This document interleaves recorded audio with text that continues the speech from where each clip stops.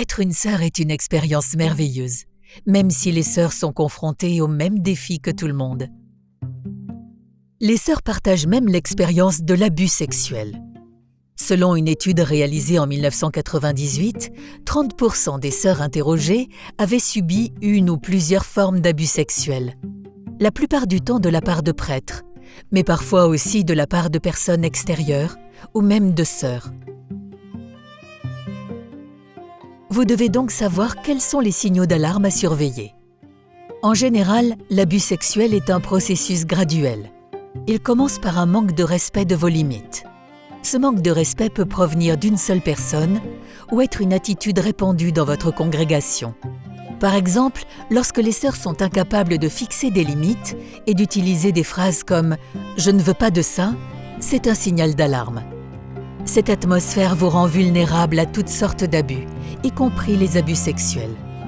Lorsqu'on parle de sexualité sans y être invité, c'est aussi un signal d'alarme, surtout lorsque cela se produit dans une situation individuelle ou dans un contexte spirituel comme une retraite, et très particulièrement lorsque cela se produit en confession. Votre confesseur ne doit pas vous poser de questions de nature sexuelle pendant la confession. S'il le fait, c'est un signal d'alarme et peut être un crime en droit canonique, connu sous le nom de sollicitation. Si cela vous arrive, vous pouvez le dénoncer et trouver un autre confesseur. Lorsque vous travaillez pour un prêtre, soyez toujours consciente de ce qui fait partie de votre tâche et de ce qui n'en fait pas partie. Les faveurs sexuelles ou les contacts physiques ou émotionnels intimes ne font pas partie de votre tâche. S'ils l'exigent quand même, c'est un abus et c'est aussi une raison valable pour le dénoncer.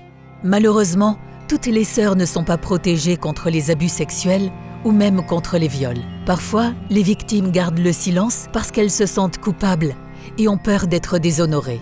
Cependant, il est important de noter que c'est la personne qui a initié le contact sexuel qui est à blâmer. D'autant plus lorsque cette personne est supérieure, car l'acte constitue alors un abus de pouvoir. Les sœurs qui sont contraintes à des actes sexuels ne sont pas à blâmer, elles sont des victimes.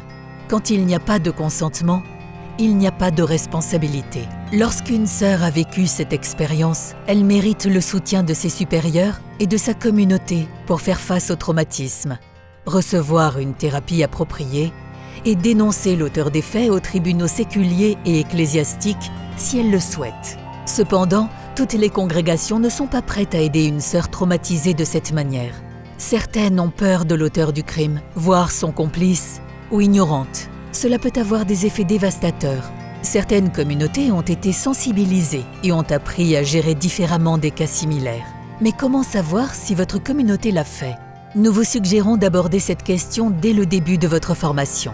Si vous parlez à vos supérieurs et à vos consoeurs du risque d'abus sexuel démonial et qu'il s'avère qu'elles ne sont pas préparées à traiter ces questions, c'est un signal d'alarme. Si toutefois votre communauté est consciente du problème et prête à vous protéger contre les comportements abusifs et même se tenir aux côtés d'une sœur si le pire devait arriver, alors vous avez la meilleure protection possible.